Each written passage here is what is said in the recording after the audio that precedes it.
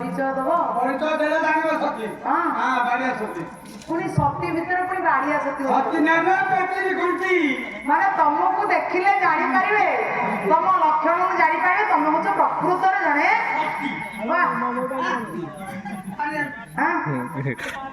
ସତୀ। ମୋ ପରିଚୟ ଟିକେ ଶୁଣ ଶୁଣ ଶୁଣ ଧାନ ଦେଇ ରମଣ କର୍ଣ୍ଣ ଦେଇ ରମଣ କର୍ଣ୍ଣ ଦେଇ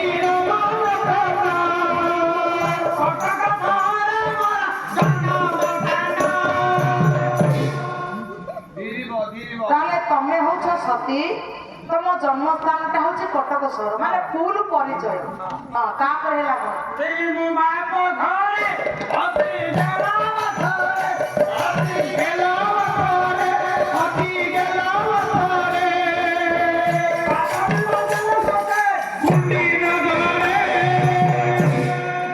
ତମେ ଗେଲ ବସରରେ ବଢୁଥିଲ, ତମ ବାପା ପ୍ରଥମେ ତମକୁ ବାହା ଦେଲେ କୋଉଠି?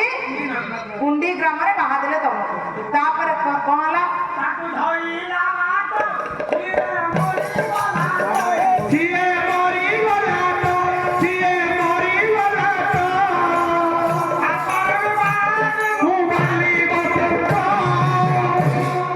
ତମେ ଯାହା ତ ହବ ହବ, ଯାହା ତ ଲକ୍ଷଣ କହିବ କହିବ। ସିଏ ଯୋଉ ବସିବା ଷ୍ଟାଇଲଟା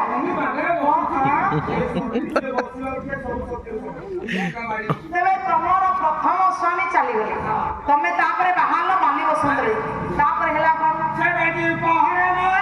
ଭାଗ୍ୟବତୀ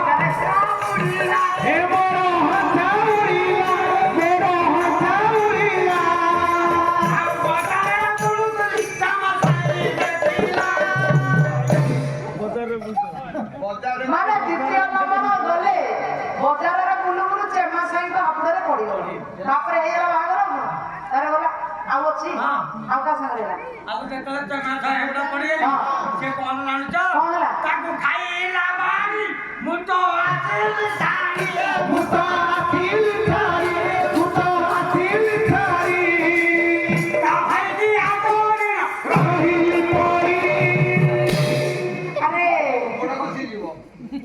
ତାଙ୍କର ପରା ସାନ ଭାଇ କିଏ ନଥିଲେ? ତମେ କାହାକୁ ବାହା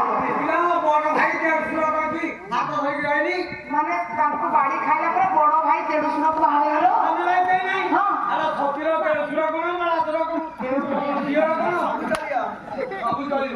ତାପରେ ଆଉ କଣ ହେଲା? ତିନି ଅଛି ରହିଲା।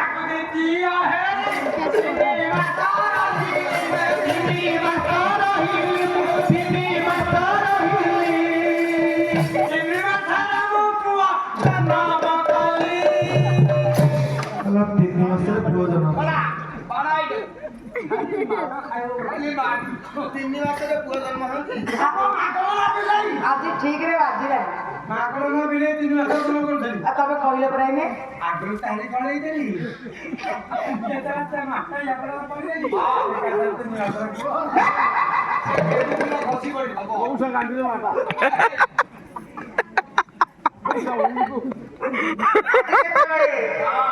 ଗୌରୀ ଆଜ୍ଞା ଚିନ୍ତା କରୁଛନ୍ତି ମୁଁ ହଉଛି ଜଣେ ସତୀ ସ୍ୱାଧୀ ପ୍ରତିବ୍ରତା। ଦିନ ପରେ ଦିନ ଗଡି ଯାଇଛି, ମାସ ପରେ ମାସ ବିତି ଯାଉଛି। ହେଇଛି କଣ ନା ପ୍ରସବ କରିଛନ୍ତି ଆଜ୍ଞା ପୁତ୍ର ସନ୍ତାନଟି। ପୁଅଟିଏ ଯେତେବେଳେ ଜନ୍ମ ଦେଇଛନ୍ତି, ପୁଅ ଆଜ୍ଞା ବଡ ହେଇଛି 4 ବର୍ଷ 4 ମାସ 4 ଦିନ ହୁଅନ୍ତେ ଯାଇଛନ୍ତି ବିଦ୍ୟାଳୟକୁ ବିଦ୍ୟା ଅଧ୍ୟୟନ କରିବା ପାଇଁ। ବିଳମ୍ବର ଘଟଣା, ଆଜି ସାଙ୍ଗସାଥି ମାନେ ତାକୁ ବାପାଙ୍କର ପରିଚୟ ମାଗୁଛନ୍ତି, ହେଲେ ବାପାଙ୍କ ପରିଚୟ ଦେଇପାରୁନାହିଁ ଆଜ୍ଞା ପୁଅ। ଚିନ୍ତା କରୁଛି ମୁଁ କରିବି କଣ? ଯାଉଛି ମାକୁ ପଚାରି ଆସିଲେ ନିଶ୍ଚିତ ଭାବରେ ବାପାଙ୍କର ପରିଚୟ ଦେବି। ଭଲ ପାଠ ପଢୁଛୁ, ତୁ ପୂଜାରେ ବସିବୁ। କଣ ହେଲା? ପୂଜାରେ ବସିବୁ। ତୁ ପୂଜାରେ ବସି ପାରିବୁନି କାହିଁକି? ମୁଁ କହୁଛି ପରା ତୁ ବସିବି ସବୁଥର ଫାଷ୍ଟ କ୍ଲାସ। ଆରେ ତୁ ବସି ପାରିବୁନି, ତୁ କଥା ସମାଜି କଣ ବାପା? ଆରେ ତୋ ଗୋପାଳ ଠିକ ନାହିଁ। ରୁମିଟା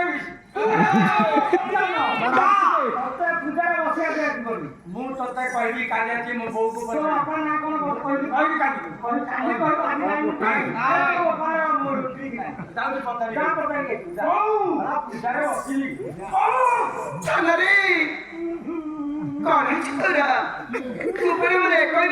ଶିଖେছে ନା ତ ବିନା ଏ ଦୁନିଆରେ ମୋର କିଏ ଅଛି ଟିକେ କହିଲୁ କାହିଁକି କାନ୍ଦୁଛୁ କର ଦାଦା ଆଜି କାନ୍ଦି କାନ୍ଦି ଗଡ଼ି ଯାଉଛି ମାଙ୍କ ପାଖରେ କହୁଛି ଗୌରୀ ଧନରେ ତୋର ହେଇଛି କଣ କାହିଁକି କାନ୍ଦୁଛୁ ରେ ମୋ ଗଣ୍ଠି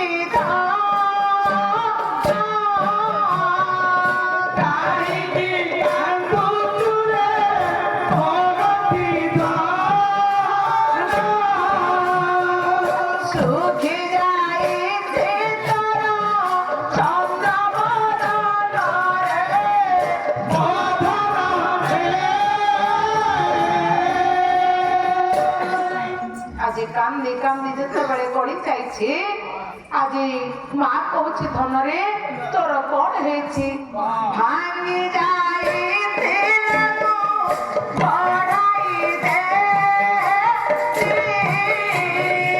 ଭାଙ୍ଗି ଯାଇଥିଲା ବଢ଼ାଇ ଦେ ହଜି ଯାଇଥିଲା ହଜି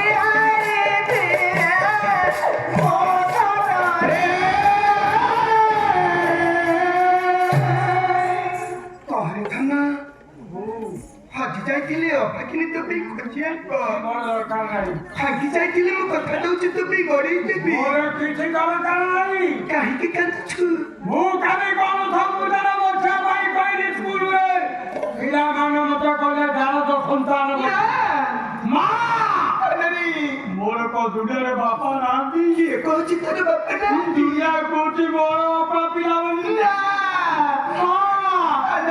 ମତେ କହିଦିଏ ମୋ ବାପାର ପରିଚୟ ମୁଁ କାଲି ଯାଇ ସ୍କୁଲର ପିଲାମାନଙ୍କୁ କହିବି ଏ ଠାକୁର ଇଏ କି ଭାଗ୍ୟ ପରୀକ୍ଷା ତୁମର ପୁଅ ଆଜି ଚିନ୍ତା କରୁଛି ଗୌରୀ ପୁଅ ପଚାରୁଛି ମତେ ବାପାଙ୍କର ଠିକଣା କଥାରେ ଅଛି ମନ ଜାଣେ ପାପ ମା ଜାଣେ ବାପ ଏ ନିଜେ ଗୌରୀ ଜାଣି ନାହିଁ ସ୍ୱାମୀଙ୍କର ଠିକଣା ସ୍ୱାମୀଙ୍କର ପରିଚୟ ଛାଡ଼ି ନା କଣ କହିବ ଏ ଛୁଆକୁ ତୋର ବାପାର ପରିଚୟ ସେ କଣ ଦବ ଚିନ୍ତା କରୁଛି ଆଜି ଛୁଆର ମନକୁ କେବଳ ବୁଝେଇବା ପାଇଁ ଏଇ ଦେଖୁଛୁ ନା କହୁଛି ସନ୍ଧ୍ୟା ପରେ ହେଇ ଆସିଲାଣି ତୋତେ ଭାରି ଭୋକ ଲାଗିବଣି ନା ଆମୁଠେ ଖାଇଦେଇ ଶୋଇପଡ଼ିବୁ ରାତ୍ର ପାଇଁ ସକାଳ ହେଲେ ମୁଁ ତତେ କହିବି ତୋ ବାପର ପରିଚୟ ତୁ ଯାଇ ସ୍କୁଲ ବି କହିବୁ ତୋ ବାପ କିଏ ସକାଳ ପାଇଲେ କହିବନି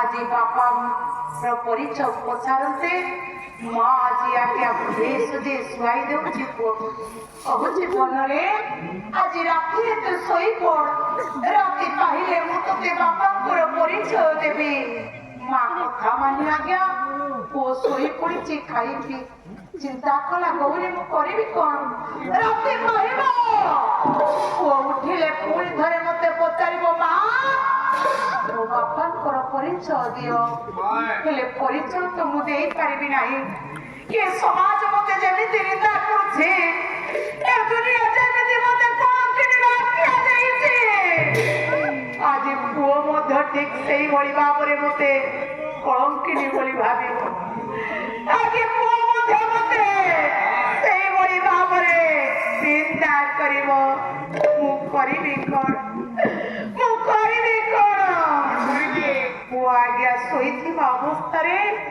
ଚାଲି ଯାଉଛି ଗୌରୀ ସିଂହ ତାର ନିକଟରେ ମଥା ପିଟି କାନ୍ଦୁଛି କହୁଛି ହେ ପ୍ରଭୁ ଜଗତର ନାଥ ଜଗନ୍ନାଥ ଏ କାଳିଆ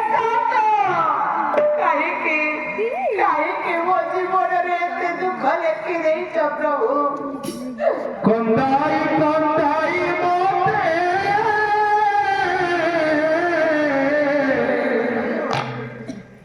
ମାରିବ କି ଦାମୋଦର ବିଶ୍ୱପତି ଠାକୁର ହେ। ଆପଣ ପ୍ରିୟା କର ବିଶ୍ୱପତି ଠାକୁର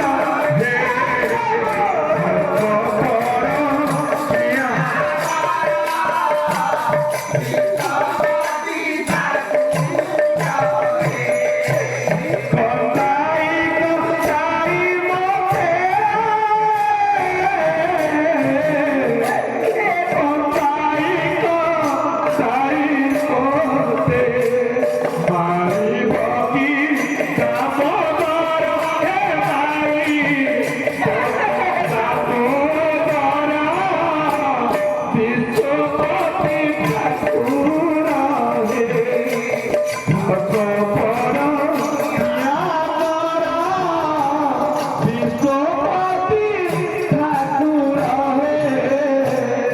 हे प्रभु, हे विश्वपति ठाकुर, काहेकि मते एमिति कन्दाई मारुछंती प्रभु?